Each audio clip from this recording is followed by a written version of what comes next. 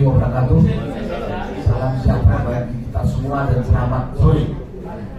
Sesuai dengan permintaan Pak Mursalim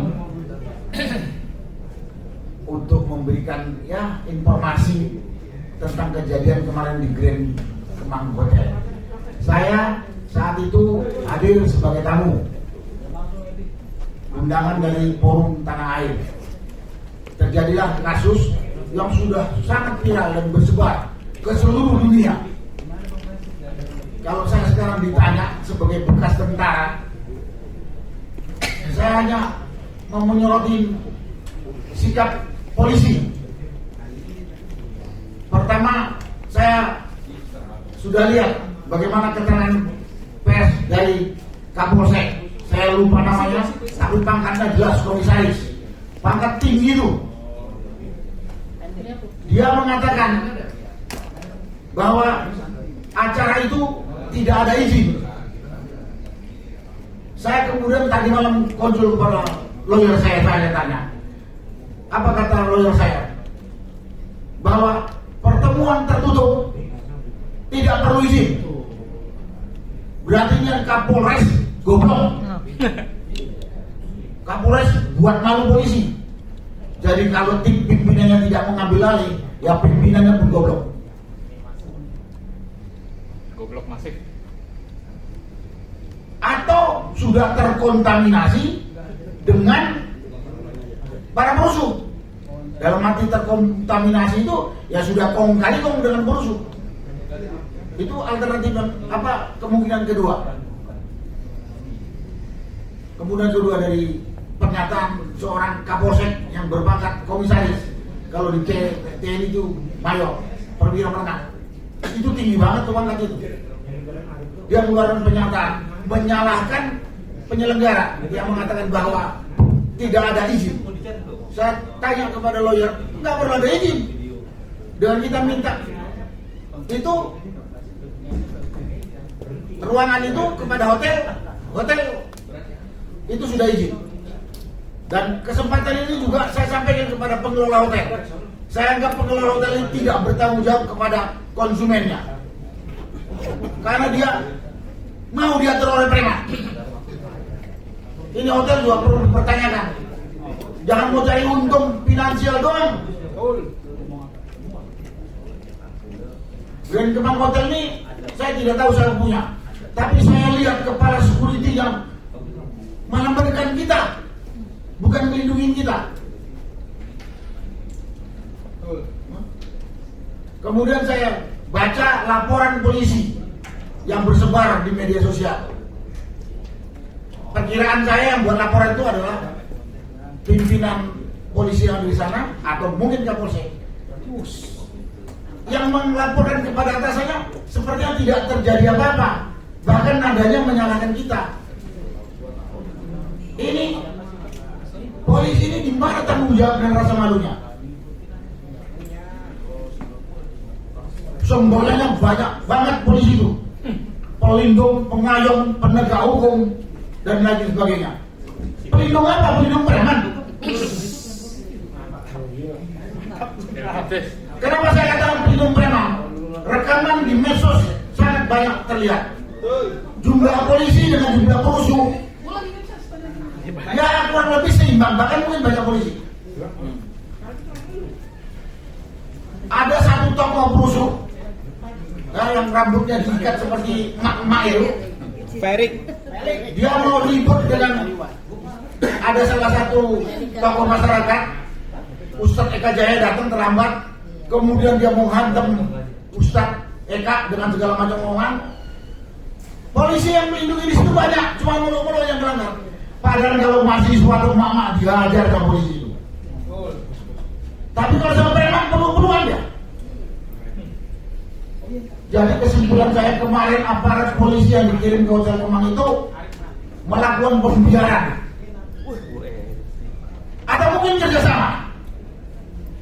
Bahkan saya ada ngomong dengan Pak Said Didu, bahkan udah jadi pesuruhnya perusuh. Kenapa dikatakan pesuruhnya perusuh? Kita udah di tempat tertutup, dikunci itu pintu. Tahu datang ke para security itu, Pak,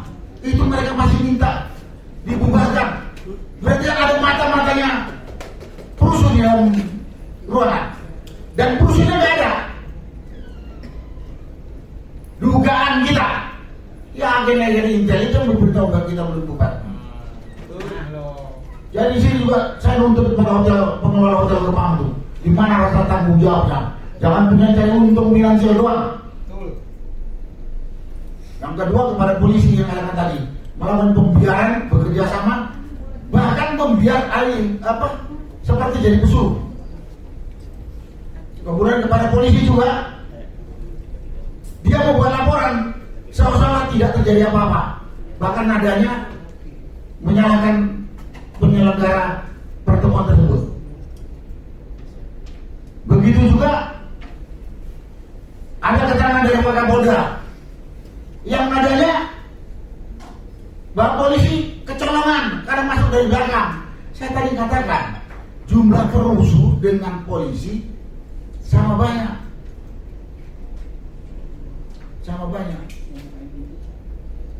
Makanya kita menduga itu pembiaran atau kerjasama.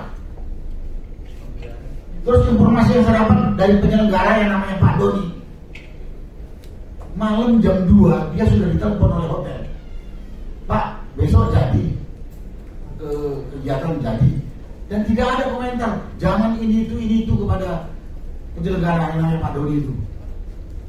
Dan 5 menit sebelum penyerbuan yang mendadak itu, Pak Doni itu ada di luar pintu, sudah dikasih jaminan oleh seorang pimpinan polisi yang mengatakan bahwa Pak dijamin tidak akan ada mereka bisa masuk sini.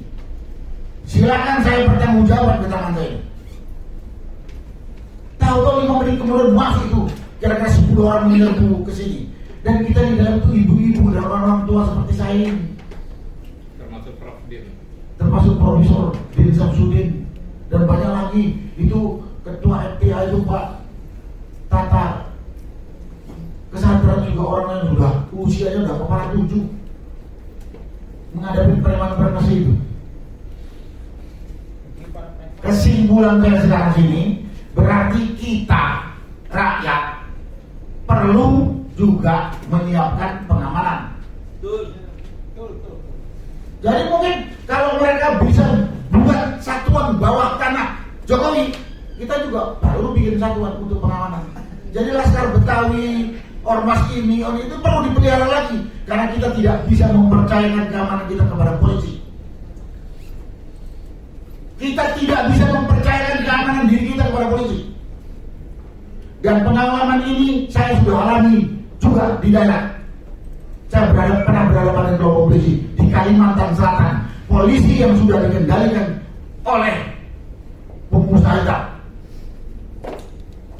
Dan sekarang juga sedang terjadi pertarungan pengusaha dengan pemilik lahan di Kalimantan Timur, lengkapnya di Tenggarong, di mana sangat terlihat bahwa polisi itu membela pihak-pihak yang finansialnya kuat.